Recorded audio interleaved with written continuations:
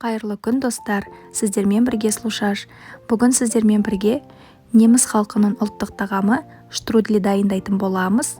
Бұл тағамды кешкі асқа немесе түскі асқа дайындап берсеңіздер болады. Өте дәмді болып шығады. Видеоны міндетті түрде соңына дейін қарап, каналға тіркеліп, лайк басып, комментарий жазуды ұмытпаңыздар. Ең алдымен етімізді алып турап аламыз. Менде қойдың еті. Осындай бөліктерге бөліп, қайнап тұрған майға салып қуырамыз. Үстіне қалауыңыз бойынша лавр жапырағын салып, сарымсақ салып, тағы да қуырып, отты баяулатып, қуырылуға қалдырамыз. Кейін үстіне пиязымызды турап, пияздарымызды осындай етіп тураймыз, дәл видеодағыдай.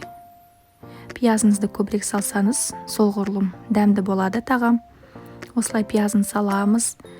Әзірше ешқандай су құймаймыз. Еттің өзінің шырынына піседі барлығы. Жақсылап араластырамыз тағы да.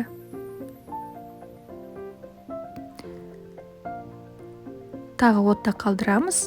Пиязымыз қуырылғанша сәбізімізді турап аламыз. Үлкен бөліктерге бөліп тураймыз сәбізімізді. Мен арнайы сиыр кесетін құрылғыны пайдаландым, осындай ирелек болып тұру үшін. Дәл солай картобымызды турап аламыз. Көкөністердің барлық көлемін төменде описаниеда қалдырдым. Сол жерден қарай аласыздар. Көкөністерімізді турап аламыз осылай.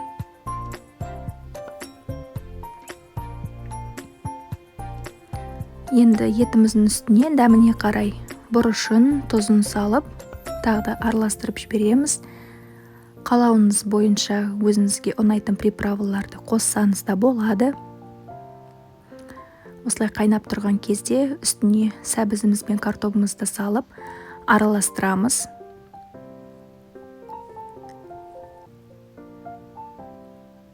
Үстіне суымызды құямыз. Көкөністермен бірдей етіп, және баяу отта тағы да қалдырамыз. Етіміз бен көкөнісіміз піскенше қамыр илейтін боламыз. Қамыры дәл біз бешбармаққа илейтіндей, дәл солай илесеңіздер болады.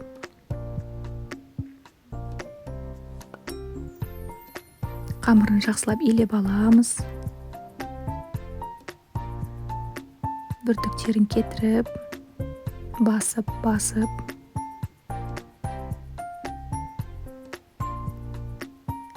Кейін қамырымызды демалуға қалдырамыз, жарты сағаттай.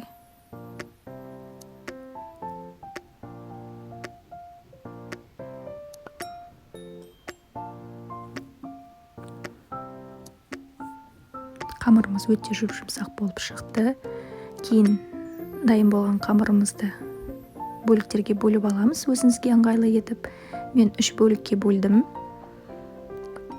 Осылай домалақтап дайындап қоямыз.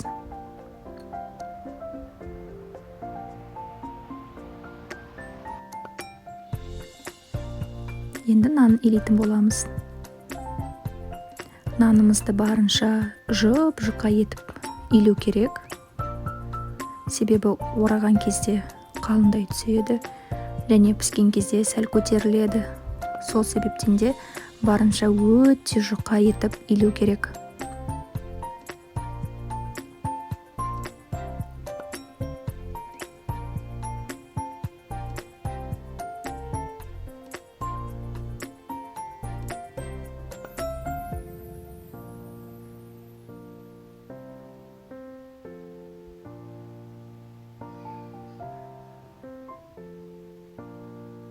Жан-жақтарын басып, созып жібереміз. Нанымызды илеп болғаннан кейін үстіне сұйық май жағып шығамыз барлық жеріне. Қалауыңыз бойынша пиязды қуырып салсаңыз болады ортасына. Видеодағыдай осылай орап шығамыз. Міне дәл видеодағыдай осылай бөліктерге бөліп аламыз. Қайнап тұрған етіміз бен көкөністерінің үстіне осылай қамырдың бөліктерін қойып шығамыз. қосымша ешқандай су құймаймыз, осылай қалу керек, буға піседі өзі. Міне дайын болған штруделіміз осындай болып шығады.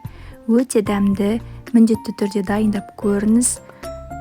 Видеоны соңына дейін көрген болсаңыз, каналға тіркеліп қойыңыз.